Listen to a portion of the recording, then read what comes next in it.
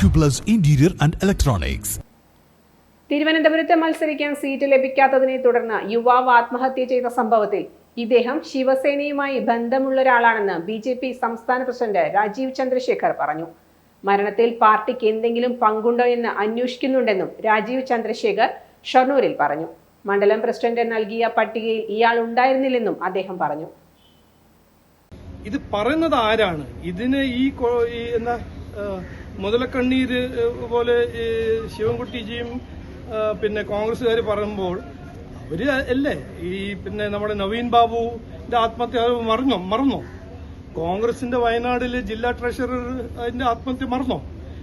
ഇതിനെല്ലാം പൊളിറ്റിക്കൽ തന്ത്രമായിട്ട് ഉപയോഗിക്കരുത്. ഒരു ദുഃഖമുണ്ട്, വിഷമമുണ്ട്, സങ്കടമുണ്ട്. ഞങ്ങളുടെ ഭാഗത്തിന് സംഘടനാപരമായ ഒരു വീഴ്ച എന്തെങ്കിലും ഉണ്ടെങ്കിൽ ഞങ്ങൾ അത് കൃത്യമായി അന്വേഷിച്ചിട്ട് അതിന്റെ കാര്യങ്ങളെല്ലാം ഞങ്ങൾ ചെയ്യും. ഇന്നലെ തന്നെ ഇതിന്റെ അന്വേഷണമൊക്കെ തുടങ്ങി ജില്ലാ പ്രസിഡന്റിനോട് പറഞ്ഞു. പക്ഷെ ഇതിനൊരു വൾച്ചർ പോളിറ്റിക്സ് ആയിട്ട് ഒരു അവസരം നോക്കുന്നത് ഞാൻ അത് ഗുണമായിട്ട് കാണുന്നില്ല. പിന്നെ ഒന്ന്, എന്നെ കുറിച്ച് പറയാനോ ഞങ്ങളുടെ പാർട്ടിനെ കുറിച്ച് പറയാനോ നിങ്ങൾ എല്ലാവർക്കും ഒരു അവകാശമുണ്ട്. അത് ചെയ്യേണ്ട ആൾക്കാരെല്ലാം ചെയ്യാം.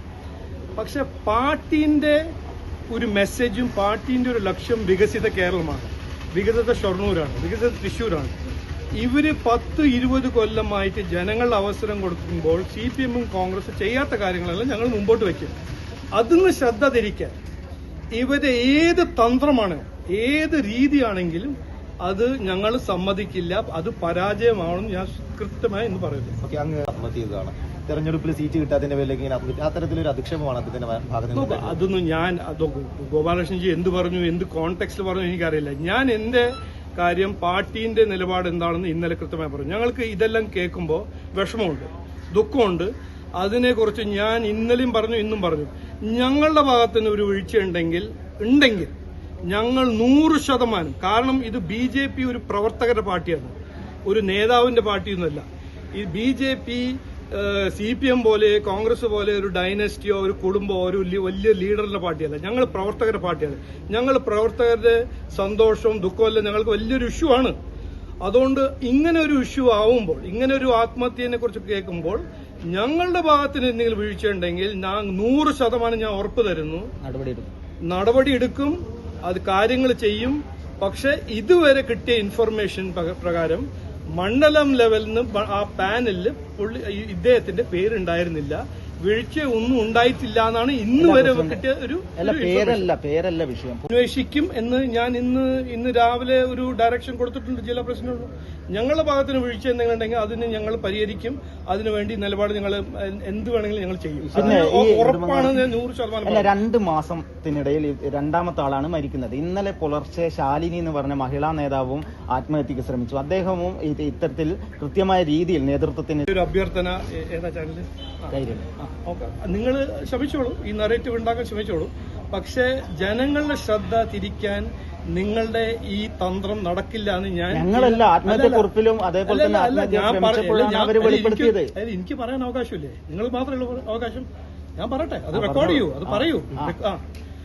ഞാൻ പറയുന്നത് ഇത് ഒരു ദുഃഖമുള്ള ഒരു ഇഷ്യൂ ആണ്, വിഷമമുണ്ട്. കൈരളി ചാനലോ CPM ഇതിന് പൊളിറ്റിക്കൽ അവസരമായിട്ട് കാണുകയാണെങ്കിൽ നിങ്ങൾ കണ്ടോളൂ, നോ ഇഷ്യൂ. അത് നിങ്ങളുടെ അവകാശമാണ്. ഞങ്ങളല്ല ആത്മഹത്യക്കുറിപ്പിലാണ് RSSന്റെ ഞാൻ പറഞ്ഞു, ഞാൻ ഫിനിഷ് ചെയ്തത്. കൈരളിയോ അല്ലെങ്കിൽ CPM കൈരളിയും CPM-ന് ഒരു അജണ്ട ഉണ്ടെങ്കിൽ നിങ്ങളുടെ അജണ്ട ആയിട്ട് നിങ്ങൾ ചെയ്തോളൂ. നിങ്ങൾക്കൊരു അവകാശമുണ്ട്. പക്ഷേ BJP നിങ്ങളുടെ തന്ത്രം ശ്രദ്ധ തിരിക്കാൻ ഈ സ്ട്രാറ്റജി ഞങ്ങൾ സമ്മതിക്കില്ല എന്ന് ഞാൻ പറഞ്ഞ് ഇവിടെ നിർത്തുന്നു. ബാക്കി കാര്യങ്ങൾ ശ്രദ്ധ തിരിക്കാനാണ്. അത് 100%. മരണത്തിൽ ദുഃഖമുണ്ട്. അത്തരം സംഭവങ്ങളിൽ രാഷ്ട്രീയം ഉൾപ്പെടുത്തരുത്. നവീൻ ബാബുവിന്റെ അനുഭവം മറന്നിട്ടില്ലല്ലോ എന്നും അദ്ദേഹം ചോദിച്ചു. CPM-ഉം കോൺഗ്രസും എന്തിനാണ് ഇങ്ങനെ പ്രചരിപ്പിക്കുന്നതെന്ന് എല്ലാവർക്കും അറിയാമെന്നും അദ്ദേഹം പറഞ്ഞു. മാറാത്തത് മാറും, വികസന ഷൊർണൂർ എന്ന പേരിൽ സംഘടിപ്പിച്ച ചർച്ചയ്ക്ക് ശേഷം മാധ്യമങ്ങളോട് സംസാരിക്കുകയായിരുന്നു അദ്ദേഹം. Time kids pre school, Mannannur road, Vaniyamkulam. .view news. കാഴ്ചകളാണ് ലോകം, കണ്ടു തുടങ്ങുക.